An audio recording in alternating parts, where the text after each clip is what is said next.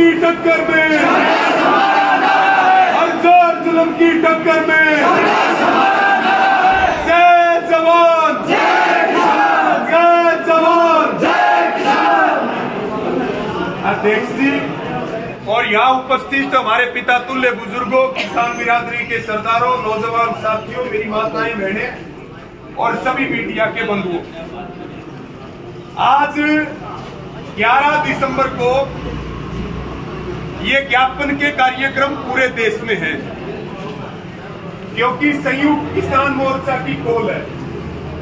पिछले दिनों आपको ध्यान है, संयुक्त किसान मोर्चा के नेता युद्धवीर जी को एयरपोर्ट पे रोक लिया था। वो कोलंबिया जा रहे थे किसानों एक सम्मेलन में भाग लेने के लिए। पता है कि नहीं? ये सारों को हाथ उठा के बताओ। बार बार हमारे नेताओं को एयरपोर्ट पे रोका जाता है, उनको दूसरे देश में जाने से रोका जाता है।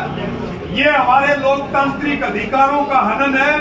इसलिए संयुक्त किसान मोर्चा ने आज अपील करी है कि अपने अपने जिलों में आप राष्ट्रपति के नाम ज्ञापन सौंपे कि सरकार हमारे ऊपर हमला ना करे। पिछले दिनों आपने 72 घंटे का प्रदर्शन किया पंचकुला में। देश की प्रत्येक राजधानी में प्रदर्शन हुए और सरकार को आपने चेतावनी दी कि भाई अब की बार ट्रेलर दिखा के जा रहे हैं और ये लास्ट है। 72 घंटे का ट्रेलर दिखाया था, लेकिन सरकार को ये चेतावनी देकर के आए थे कि या तो एमएसपी सहित हमारी सभी मांगे पूरी कर लो और नहीं तो लोकसभा चुनाव से पहले पूरी फिल्म दिखाएंगे, दोबारा आंदोलन पर जाएंगे, किसान पीछे नहीं हटेगा। तीसरी बात, गुस्सा हमें बहुत है, रोष है।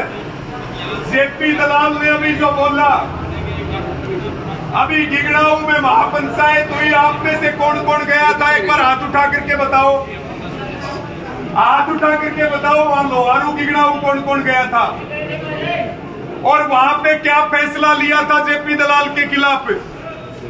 पहला फैसला कि पूरे हरियाणा में कोई भी राजनीतिक कार्यक्रम जेपी दलाल का होगा उसका विरोध करेंगे, उसका बाईकाट करेंगे, उसका बहिष्कार करेंगे।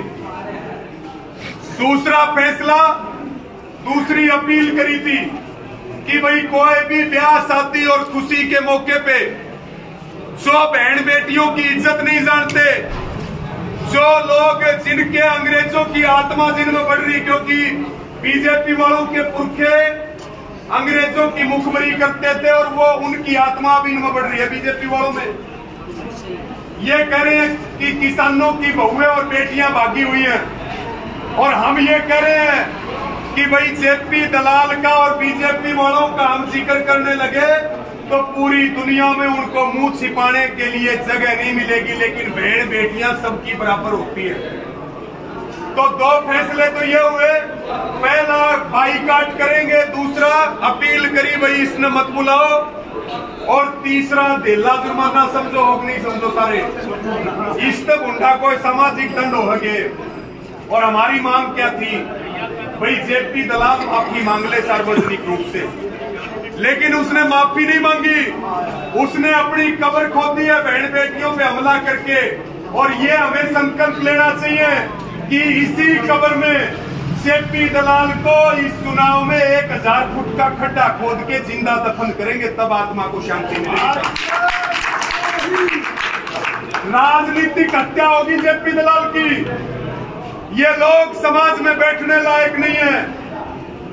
आज तक तेला जुर्माने बड्डा नहीं होकर कोई सामाजिक दंड को नहीं हो। आदमी चुल्लू भर पानी डूब की मर जाए तो भी इज्जत वापिस नहीं आवे, लेकिन खापों ने संयुक्त किसान मोर्चा ने लगाया। अब यहाँ जब आ रहे थे आज, बताओ भाई हम शांति से रहने वाले लोग हैं या अशांति फैलाने वाले लोग हैं? अशांति कौन फैलाता है? सरकार और प्रशासन। और शांति कौन करता है? किसान। हम हमेशा जब भी हिसार आते हैं, धरना कहाँ देते हैं? इस गेट के आगे देते हैं कि नहीं देते? आज कितने फुट आगे बैरिकेडिंग कर रखी थी? बताओ कितने फुट आगे? 20 फुट आगे कर रखी थी कि नहीं कर रखी थी? यहाँ के प्रशासन को भी हमारा ये कहना है कि सरकार की दलाली ना करे। प्रशासन जनता का सेवक बन के काम करे। सरकारें बदलती रहती हैं। आज इस पार्टी की सरकार है, कल दूसरी पार्टी की सरकार आएगी। आप सरकार के वहम में ना रहे। किसान गेट पर बैठता था, आज पहली बार 20 फुट आगे बैरिकेटिंग करी है। हमने शांति प्रिय तरीके से बैरिकेटिंग हटाई है। हालांकि ये तो माहौल बिगाड़ना चाह रहे थे कि नहीं बिगाड़ना चाह रहे थे? चाह रहे थे कि नहीं चाह रहे थे? और आज भी डंके की चोट पे कह रहे हैं हम कोई करोड़ों लोग लेके लड़ाई नहीं लड़ते, ना कोई लाखों लोग लेकर के लड़ाई लड़ते हैं। अगर किसान का रास्ता ऐसे रोकोगे तो अब की बार तो किसान यहाँ बैठ गया, अगली बार डीसी के ऑफिस में जाकर के बैठेगा। मजदूर एकता जिंदाबाद,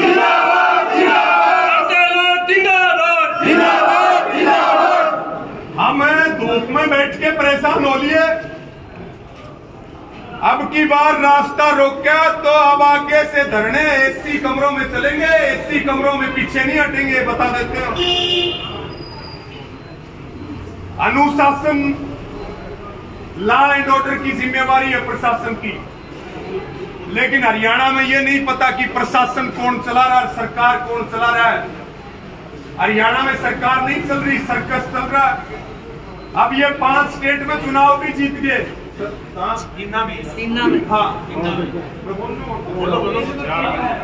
क्योंकि 5 स्टेट के चुनाव कितने स्टेट में जीते हैं?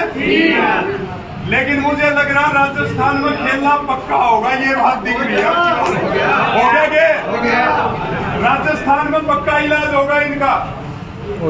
इसके साथ में एक बात और बताओ मुझे, हर आदमी इनके खिलाफ झंडा उठा के खड़ा है, हर रैलियों में इनकी कुर्सियां खाली रहती हैं, और उसके बाद भी चुनाव यही जीतते हैं। ये कौन सा फार्मूला है भाई चुनाव जीतने का? हर आदमी नाटक है, बीजेपी को वोट नहीं देंगे, बीजेपी को वोट नहीं देंगे। हमें ऐसा लग रहा है कि बीजेपी को हराना है तो ईवीएम की छाती पे चढ़ाई करनी पड़ेगी। ये पक्की बात है, नहीं ये हारेंगे नहीं। जिस हिसाब से ये जीत रहे फिर तो ये 100 साल हारने वाले नहीं है। मेरी किसानों को भी अपील है, किसान वोट बैंक बनना चाहिए इस देश में। ये कृषि प्रधान देश है, किसान मजदूरों का वोट बैंक बनना चाहिए। और जिस बीजेपी ने हमारे ही वोट लेकर के हमारी कमर खोदी है, हमारे आने वाले बच्चों के भविष्य के लिए, जमीन के लिए, नस्ल और फसल के लिए, जमीन के लिए, एक बार इसको उखाड़ के फेंकना पड़ेगा, माटी में मिलाना पड़ेगा, नहीं तो ये नाश कर देंगे हमारा। अभी बहुत सारे काम होंगे, जमीनों पे नजर है, विपक्ष को भी दबाया जा रहा है, मुकदमे लिखे जाएंगे, जेलों में नेताओं को बंद किया जाएगा। आपको पता है उद्योगपतियों का कितना कर्जा माफ कर दिया इस सरकार ने? 25 लाख करोड़ नहीं, कितने लाख करोड़? 25 लाख करोड़। 25 लाख करोड़ रुपए माफ कर दिए। किसान के 25 पैसे भी माफ किए क्या? और यही कहते थे कि बहनों और भाइयों, पहली बार में पहला ही काम किसानों की कर्ज मुक्ति का करूंगा। तो आपने ध्यान देना अपने आंदोलन पे, अपने ट्रैक्टर को तैयार रखो। जब भी आवाज आएगी, अब की बार चढ़ाई सीधी दिल्ली की छाती पर होगी, उससे पीछे नहीं हटेंगे। हमारा टैंक तैयार है, किसान का टैंक तैयार है। अभी हमारे नेता डेपुटेशन बात करने के लिए गया, ज्ञापन देने के लिए गया। ये 72 गांव का मुद्दा है। कितने दिन आंदोलन चला है यहाँ पे भाई साहब? 4 महीने 4 महीने यहाँ धरना चला दिन रात। उसके बाद भी रिलायंस कंपनी ने 72 गांव का क्लेम नहीं दिया। ये बहुत बड़ा मुद्दा है और ये हमारा संकल्प है। 72 गांव को जब तक क्लेम नहीं मिलेगा तब तक हम पीछे नहीं हटेंगे। एक एक नया पैसा किसानों को दिलवाएंगे।